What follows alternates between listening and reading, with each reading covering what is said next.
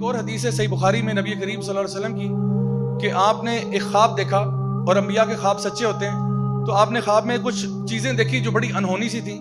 آپ نے دیکھا کہ دو شخص ہیں اور آپ کو قیامت کا منظر دکھایا گیا. ایک شخص جو ہے وہ دوسرا زمین پہ لیٹا ہوا ہے اور ایک شخص بڑا سا پتھر لے کے اس کے سر کے اوپر مارتا ہے. اس کا سر جو ہے نا کچل دیا جاتا ہے، پھر وہ دوبارہ پتھر اٹھاتا ہے، جب تک اٹھاتا ہے اس کا سر واپس آ گیا، پھر اس کا سر پیستا ہے. تو بار بار اس کا سر جو ہے وہ پیسا جا رہا ہے.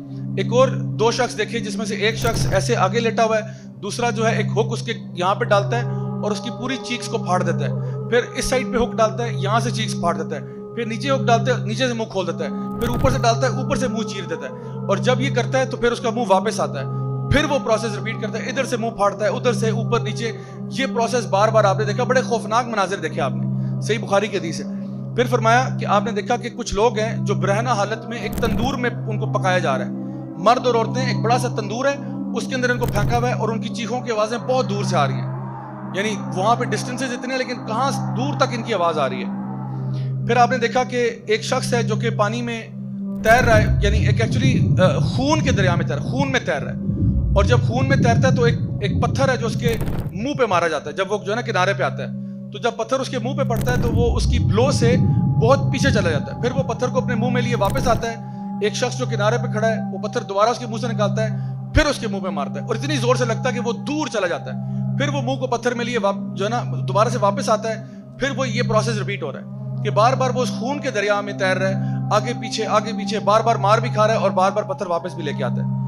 پھر آپ صلی اللہ علیہ وسلم نے دیکھا کہ ایک بہت ہی بھیانک شکل کا ایک شخص جو ہے وہ ایک آگ کے ارد گرد دوڑ رہا ہے. ایک بیس نما چیز ہے، بڑے خوفناک سا شخص ہے. پھر آپ نے دیکھا کہ ایک باغ ہے، اس باغ میں ایک اونچا سا درخت ہے اور اس کے ساتھ ایک اونچا سا انسان ہے، بڑا خوبصورت سا، خوش شکل سا. اس کے ارد گرد بہت سارے بچے کھیل رہے ہیں اور وہ ان کے ساتھ بہت انجوائے کر رہے ہیں. اس کے بعد آپ نے دیکھا کہ آپ نے ایک چھوٹا سا ہل کراس کیا.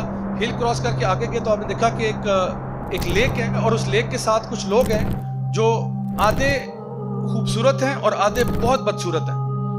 تو وہ جب لیک میں جاتے ہیں ڈبکی لگا کے باہر آتے ہیں تو وہ پورے خوبصورت ہو جاتے ہیں. یعنی انہوں نے وہ شخص دیکھے، بہت سارے لوگ کھڑے ہیں جو ان کا ایک سائڈ بہت خوبصورت ہے اور ایک سائڈ اتنی ہی بدصورت ہے. وہ اس دریا میں اس لیک میں جا کے ڈپ کر کے آتے ہیں، باہر آتے ہیں تو بالکل صاف ستھرے ہو کے اچھے لگ رہے ہیں. تو آپ نے فرشتوں سے پوچھا، آپ خواب میں دیکھ رہے ہو فرشتے آپ کو ٹور کرا رہے ہیں. آپ نے جب فرشتوں سے پوچھا کہ یہ سب کیا معاملہ ہے تو ان کو بتایا گیا کہ وہ جو دو شخص ہیں یہ وہ ہیں کہ جو قرآن کو پڑھتے تھے لیکن اس کو یاد نہیں کرتے تھے، اس کو اگنور کر دیتے تھے، اس کو نیگلیکٹ کرتے تھے. یعنی قرآن کو ان کو پتا تھا لیکن نہ تو اس کو یعنی صحیح طریقے سے پڑھتے تھے، سمجھتے تھے، نہ اس پر عمل کرتے تھے اور قرآن سے منہ پھیر چکے تھے حالانکہ گھروں میں ان کے قرآن پڑھے ہوئے تھے.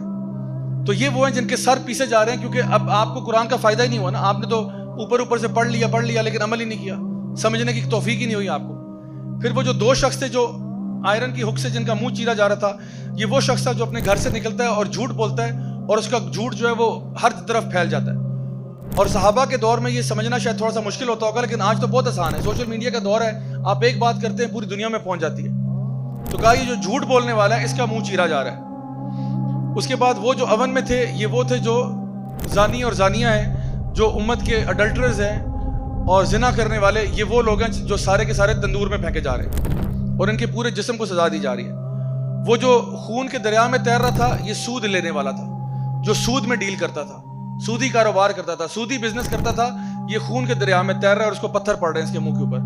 وہ جو ایک خوفناک سا شخص تھا یہ کون تھا؟ یہ مالک تھا، جہنم کا داروغہ تھا. یہ یاد رکھیں، یہ جو جہنم کے فرشتے ہیں نا، یہ عام طور پہ فرشتے کے بارے میں جب آپ کو کہا جاتا ہے کہ وہ تو بڑا فرشتہ ہے تو آپ کے ذہن میں بڑا خوبصورت سا اینجل آتا ہے، بڑے بڑے پیارے سے پر رہے ہیں اور خوبصورت سا چہرہ ہے. لیکن کچھ فرشتے انتہائی خوفناک ہیں، انتہائی خوفناک ہے. اور یہ جو جو ہے نا جہنم کے داروغے ہیں، جو 19 گیٹ کیپرز آف ہیل ہیں، یہ انتہائی خوفناک فرشتے ہیں. اور یہ جو مالک ہے جو سب سے بڑا گیٹ کیپر ہے یہ بھی انتہائی خوفناک ہے. تو اب جہنم میں بڑے پیارے پیارے فرشتے نہیں دیں گے آپ کو. جہنم میں جو گارڈز ہیں وہ گارڈ بھی بڑے دہشت والے. تو یہ جہنم کے داروغے کو آپ صلی اللہ علیہ وسلم نے اپنے خواب میں دیکھا. اور وہ جو لمبا سا شخص تھا درخت کے پاس بچوں کے ساتھ کھیل رہا تھا، یہ ابراہیم علیہ السلام تھے. اور یہ ان بچوں کے ساتھ کھیلے تھے جو فطرت پر مر جاتے ہیں. یعنی بالغ ہونے سے پہلے بیچارے 2 سال 3 سال 4 سال کے بچے کا انتقال ہو گیا تو یہ ان کے ساتھ جنت میں کھیل رہے ہیں. اور وہ لوگ جو آدھے خوبصورت اور آدھے بدصورت تھے یہ وہ لوگ ہیں جو اچھے کام بھی کرتے تھے لیکن برے کام بھی کرتے تھے برابر برابر. یعنی یہ نہیں کہ ایک ہوتا ہے نا انسان نیکی کی طرف جاتا ہے, یہ وہ لوگ تھے جو 50-50 چل رہے تھے کہ بھئی ہم اچھے بھی کرتے ہیں, یہ جی آج رات ناچ گانا بھی ہوگا اور عشاء کی نماز بھی ہوگی, دونوں چیزیں ساتھ ساتھ چل رہی ہیں. بھئی ہم تو دین اور دنیا کو لے کے چل رہے ہیں. یعنی انہوں نے دنیا جو ہے نا وہ اللہ کی نافرمانی کو دنیا کہہ رہے ہوتے ہیں کہ دین بھی ہے لیکن دنیا بھی تو ہے نا, اللہ کی نافرمانیاں بھی تو ساتھ ساتھ ہی چلتی ہیں. حالانکہ اللہ تعالیٰ فرماتے ہیں یا ایھا الذین آمنوا ادخلوا فی السلم کافہ, اے ایمان والو پورے کے پورے اسلام میں داخل ہو جاؤ. ولا تتبعوا خطوات الشیطان, اور شیطان کے نقشے قدم پر نہ چلنا. My dear brothers and sisters, یہ میں کوئی فیری ٹیل فکشن کی بات نہیں کر رہا ہوں, یہ ریئلٹی ہے.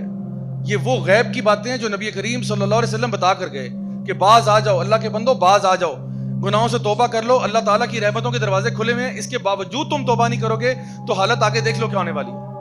بڑے سے بڑا آپ نے گناہ کیا ہو, بڑے سے بڑا گناہ کیا ہو, اللہ تعالیٰ آج آپ کے پاس موقع ہے, معافی ہو سکتی ہے. اللہ تعالیٰ فرماتے ہیں تو زمین و آسمان کو بھی گناہوں سے بھر دے, میں سے بڑی مغفرت تجھے دے سکتا ہوں. تو سارے سمندروں کو گناہوں سے بھر دے, میں اس سے بڑی مغفرت دے سکتا ہوں. آج موقع ہے, جب مر جائیں گے اس کے بعد توبہ کریں گے تب فائدہ نہیں ہوگا. یہ آفر محدود مدت کے لیے ہے. یہ جو آفر ابھی آپ کو ملی ہوئی ہے نا, یہ محدود مدت کے لیے. تو اس لیے عقل مند انسان وہی ہے جو اس کا فائدہ اٹھا لے.